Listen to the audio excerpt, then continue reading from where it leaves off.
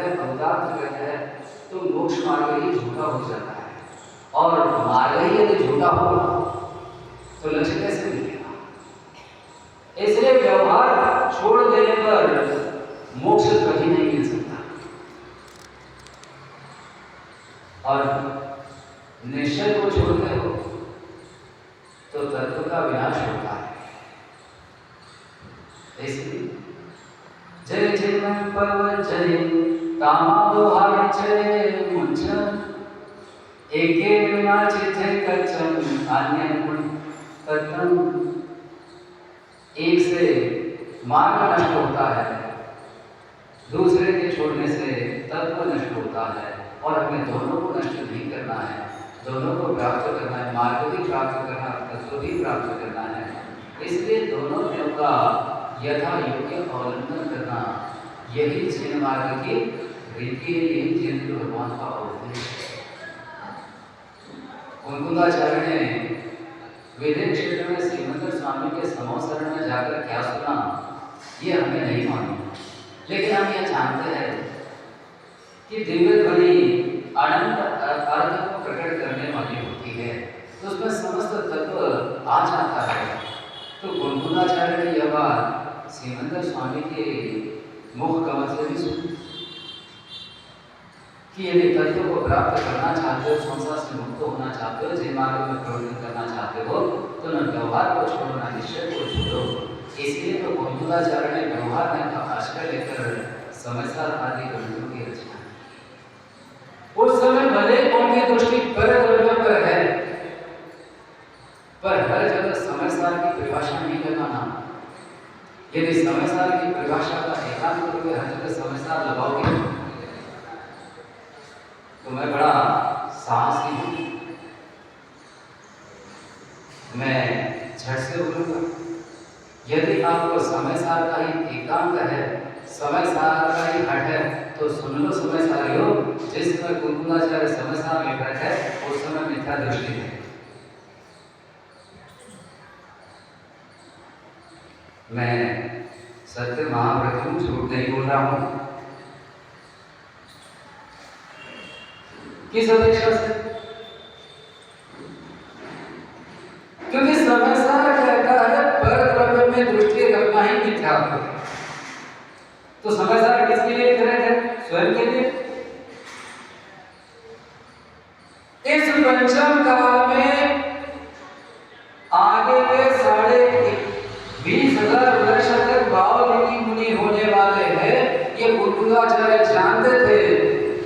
उन भविष्य में होने वाले मुनियों के लिए समयसार लिख रहे, स्वयं के लिए नहीं लिख रहे। समयसार तो स्वयं ने लिख लिया था, लेकिन दूसरों के लिए लिख रहे हैं, दूसरों पर दृष्टि है, तो समयसार की दृष्टि में ये तो नहीं था। लेकिन क्या हम सचमुच कुंकुदाचार्य को मिथ्या दृष्टि मानते हैं? नहीं मानते हैं, कोई भी नहीं मानता है। क्योंकि हर जगह समयसार की परिभाषा नहीं लगाई जाती है, हर जगह निश्चय का अवलंबन नहीं लिया जाता है। व्यवहार में व्यवहार का ही आश्रय लेकर प्रवृत्ति की जाती है। तो व्यवहार से जो जिनेंद्र भगवान को देव मानते हैं, अन्य किसी को नहीं। जो राग से मलिन है, जो वस्त्र शस्त्र आदि से सहित है, भूख प्यास आदि से पीड़ित है, उनको देव नहीं मानते हैं। जो 18 दोषों से रहित विरागी सर्वज्ञ आत्मा है, उन्हीं को देव मानते हैं। उन्हीं की वाणी को और उनकी वाणी के अनुसार प्रवृत्ति आचरण में जो शास्त्र की रचना की, उन शास्त्रों को धर्म जानते हैं। अन्य रागी लोगों के द्वारा रचित ग्रंथों को शास्त्र नहीं मानते हैं। और जो संपूर्ण परिग्रह का त्याग करके जिनेंद्र भगवान के समान यथाचार मुद्रा धारण करने वाले मुनियों को गुरु मानते हैं, वे ही समय दृष्टि है।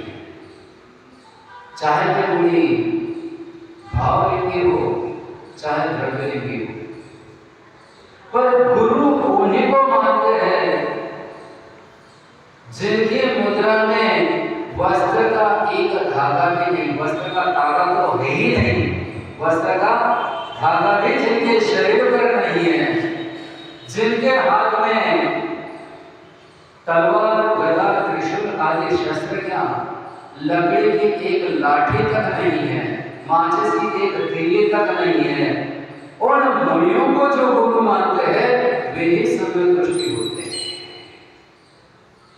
वे मुनि कदाचित भावलिंगी भी हो सकते हैं, कदाचित द्रव्यलिंगी भी हो सकते हैं, क्योंकि दोनों प्रकार के मुनियों का सद्भाव चतुर्थ काल के समान पंचम काल में भी रहता है। चतुर्थ काल के सब मुनि भावलिंगी नहीं थे और पंचम काल के सब मुनि केवल द्रव्यलिंगी नहीं है। कुलकुलाचार्य जैसे भावलिंगी मुनि इसी पंचम काल में हुए हैं, इसलिए पंचम काल में भी भावलिंगी मुनि है। यह त्रिकालबाधित सत्य है, केवल मिथ्या दृष्टि लोग ही यह कह सकते हैं कि पंचम काल में भावलिंगी मुनि नहीं होते हैं। यदि कोई मोहित होकर पंचम काल में भावलिंगी मुनियों के अस्तित्व को नकारता है तो कुलकुलाचार्य भावलिंगी नहीं थे यही कहता है, यह बात उसको समझ में नहीं आ रही है,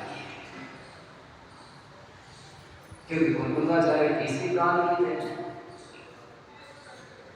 तो जो सम्यक दृष्टि है वह इस काल में भावलिंगी मुनियों का सद्भाव मानते हैं, लेकिन कौन भावलिंगी है कौन द्रव्यलिंगी है यह बात तो श्रीमंत स्वामी जानते हैं, हम नहीं जानते, क्योंकि वो बाह्य नेत्रों का विषय नहीं है, वह अंतरंग के परिणामों की और उससे भी ज्यादा कर्मों के उदय और शोषण की बात है।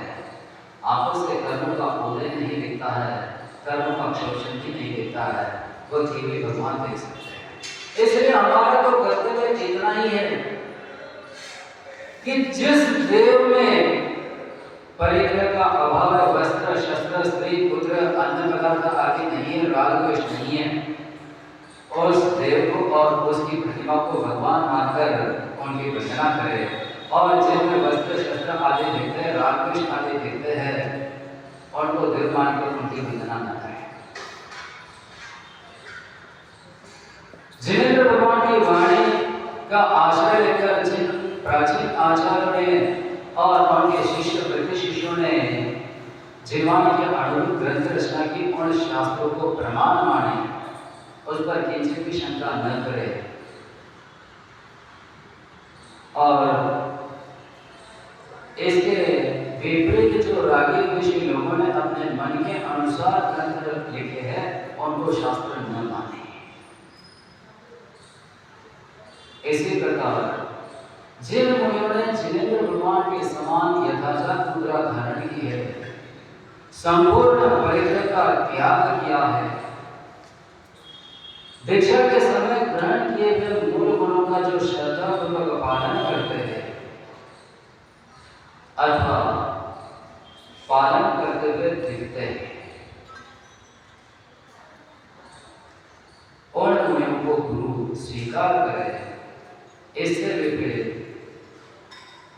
जो किसी भी प्रकार का वस्त्र परिधान करते हैं, चाहे लाल हो चाहे काले हो, चाहे नीले हो, पीले हो, केशरी हो, गेरुए हो अथवा सफेद हो, यदि वस्त्र पहनते हैं तो वे गुरु नहीं है। यदि कोई शस्त्र रखते हैं, चाहे वो लोहे का हो चाहे लकड़ी का हो, तो वे गुरु नहीं है। चाहे किसी प्रकार की गृहस्थोपयोगी वस्तुएं रखते हैं, फिर वो हाथ पोंछने का छोटा सा कपड़ा क्यों ना हो, तो वे गुरु नहीं है। जो इस प्रकार से श्रद्धा करते हैं वे वास्तव में सम्यक दृष्टि है और वे ही सच्चे जैन है। बाकी तो केवल नाम मात्र है। ध्यान रखना, मोक्ष की प्राप्ति जैनों को ही होती है, लेकिन नाम के जैनों को नहीं। सम्यक दृष्टि जैनों को होती है और उसमें भी मोक्ष की प्राप्ति यथार्थ मुद्रा से दिगंबर शरीर से ही होती है, वस्त्र से आवृत शरीर से नहीं होती है। इसलिए यदि सचमुच संसार से मुक्त होना चाहते हो, अपना शुद्ध स्वरूप प्राप्त करना चाहते हो, तो पहले तीर्थंकरों ने और पश्चात कुंकुमादि आचार्यों ने कहे हुए मार्ग में श्रद्धा करो। कुंकुमाचार्य ने जो शास्त्रों की रचना की है वह चतुर्थ काल के मुनियों के लिए नहीं की है, क्योंकि शास्त्र आगे होने वाले जीवों के लिए ही लिखे जाते हैं। जो हो चुके हैं उनको उपयोग नहीं। तो पंचम काल में होने वाले मुनियों के लिए कुंकुमाचार्य ने शास्त्र रचे हैं, यह जानकर और उन शास्त्रों के अनुसार जो मुनि आचरण करते हैं, उपदेश देते हैं, उन मुनियों को जानकर उनकी प्रयत्न पूर्वक श्रद्धा करो तो सम्यक दर्शन की उत्पत्ति हो सकती है। अन्यथा अब तक का काल जैसा केवल मिथ्यात्व में बीता, शास्त्रों की चर्चा करने में बीता, चर्या करने में नहीं, सम्यक की प्राप्ति में नहीं, तो आगे का काल भी वैसा ही चर्चा में ही बीतेगा। फिर सम्यक की प्राप्ति न होगी। कल करे सो आज कल, आज करे सो अब, पल होएगा तो ही करोगे। न जाने किस समय मृत्यु किस रूप में आकर तुम्हें उठा ले जाएगी।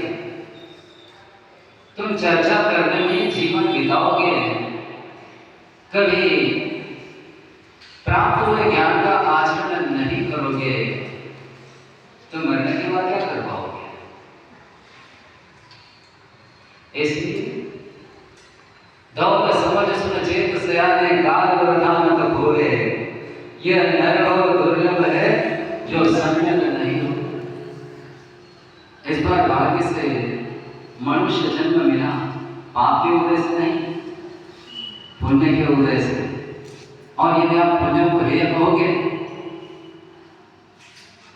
तो मनुष्य जन्म हेय हो जाएगा और मनुष्य गति के बिना मुक्ति नहीं होती है। आप निश्चय की चर्चा करते रहोगे, कहोगे कि निश्चय से मनुष्य गति ही नहीं होती है, तो मैं भी आपके हाँ में हाँ मिलूंगा। हाँ भाई, आप बिल्कुल ठीक कह रहे हो। निश्चय नहीं की अपेक्षा मनुष्य गति नहीं होती, कोई भी गति नहीं होती, क्योंकि गति कर्म की अपेक्षा होती है और निश्चय में कर्म नहीं होते, इसलिए मनुष्य गति नहीं है। लेकिन मुक्ति मनुष्य गति के बिना नहीं होती, यह भी उतना ही सही है। इसलिए जैसे मनुष्य गति हेय नहीं है क्योंकि उसी से मुक्ति प्राप्त होती है, वैसे व्यवहार की क्रिया भी हेय नहीं है। इसलिए कुंकुमाचार्य ने सार में कहा, दानं पूजा मुखम सागर धर्मेण साम्यातेन विना चाणं क्षणं मुखम जय धर्मे धर्मेण कहा सोई। श्रावक के धर्म में प्रतिदिन भगवान की पूजा करना और मुनियों के लिए आराधना करना, ये दो कार्य मुख्य है। यदि घर में रहता हुआ कोई भगवान की पूजा नहीं करता है, मुनियों के लिए आराधना नहीं करता है, तो उसका घर में रहना व्यर्थ है, वह श्रावक के धर्म में स्थित नहीं है। वह तो पशु के समान है जो केवल घर में रहता है, धर्म नहीं करता है। ध्यान रखना, श्रावक की 6 आवश्यक क्रियाएं कही जाती है। देव पूजा, गुरुवासी, स्वाध्याय, समस्तक, दानम, क्षति, गृहस्थानम, षट कर्माणि विधि है। ये 6 आवश्यक एक दिन के लिए नहीं कहा है, प्रतिदिन के लिए कहा है, प्रतिदिन करना चाहिए। लेकिन ज्ञानानंद श्रावकाचार्य ने कहा है कि यदि ये 6 के 6 कार्य करना संभव नहीं हो तो कुछ को गौण किया जा सकता है। कौन से कार्य गौण किए जा सकते हैं? सबसे सबसे पहले खुली आगाम नहीं।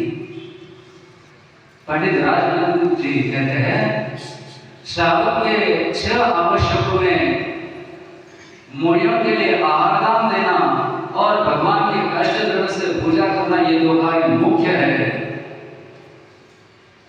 स्वाध्याय, गुरुपास्ती, संयम और तप, ये 4 कार्य गौण है। इसलिए कभी स्वाध्याय छूट जाए तो छूट जाए, आहार दान नहीं छूटना चाहिए। होता उल्टा है, सब कुछ छूट जाए तो छूट जाए, लेकिन स्वाध्याय होना चाहिए। लेकिन स्वाध्याय किस लिए? चर्चा करने के लिए। स्वाध्याय इसलिए करना चाहिए कि स्वाध्याय करने से अपने आवश्यक का ज्ञान होता है, और यदि उस स्वाध्याय के पीछे आवश्यक ही छोड़ दिए जाए तो स्वाध्याय का करना निरर्थक है। समझो, ऐसा मत समझना कि महाराज स्वाध्याय करने का विरोध करते, मैं तो स्वाध्याय करने की सबको प्रेरणा देता हूँ। कितने ही लोगों ने मेरे पास से शास्त्र लेकर स्वाध्याय करना प्रारंभ किया है, कितने ही लोगों के जीवन में वो शास्त्र प्रकट परिवर्तन आया है, उनको स्वाध्याय का फल मिल रहा है। लेकिन जो केवल स्वाध्याय कर रहे हैं, स्वाध्याय का फल प्राप्त नहीं कर रहे हैं, वे मानो आंगन में ऐसे पेड़ हो रहे हैं जिसको ना पत्ते लगते हैं, ना फूल लगते हैं, ना फल लगते हैं। ऐसे पेड़ का उपयोग क्या है? ऐसे पेड़ लगाओ जिनसे छाया भी मिले, फल फूल भी मिले, जिससे आपका जीवन सुखमय बने। कुलकुलाचार्य यही कहे, दानम भूया मुक्तम सावय धर्म है। श्रावक के धर्म में अष्ट द्रव्य से जिनवर की पूजा और अपने द्रव्य से अपने घर के लिए आहार दान करना मुख्य है। कल भी कहा था, आज मैं एक बार कहता हूँ, जो अपने घर आहार दान करने का प्रयत्न करते हैं, नाटक नहीं, प्रामाणिक प्रयत्न करते, अपने घर शुद्ध भोजन बनाते हैं, पात्र की प्रतीक्षा करते हैं, उनको यदि पात्र का लाभ नहीं हुआ इसलिए वे दूसरे के घर जाकर आहार दान करते हैं, तो उसमें कोई दोष नहीं, वो उचित भी है।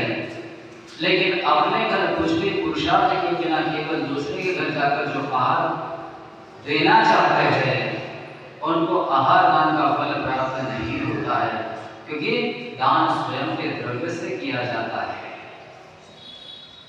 दूसरे के चौके में गए, वही की कोई चीज ली और महाराज की अंशुली में रखी, खुश होकर कि हमने आहार दान किया, आपने आहार दान नहीं किया, आपने केवल आहार दिया है। आहार दान तब होगा जब आप अपना द्रव्य अपने हाथ से पात्र की अंशुली पर आदर पूर्वक रखोगे। इसलिए कुलकुलाचार्य का उपदेश ग्रहण करके अपनी शक्ति के अनुसार जो कुछ भी दान कर सकते हो और जो कुछ भी द्रव्य भगवान की पूजा में चढ़ा सकते हो, इन दोनों कार्य में प्रयत्न करो, क्योंकि साक्षात तीर्थंकर की वाणी सुनने वाले कुलकुलाचार्य ने आहार दान और जिन पूजा को भी आपके धर्म में मुख्य कहा है। इस धर्म की प्राप्ति आपको हो और अन्य भी क्रियाएं यथा योग्य आपके द्वारा संपन्न हो, यह आप सबके लिए मंगलमय आशीर्वाद। बोलिए महावीर भगवान की जय। यदर्भवान का भगवान के हीन मया प्रमादा देवी सरस्वती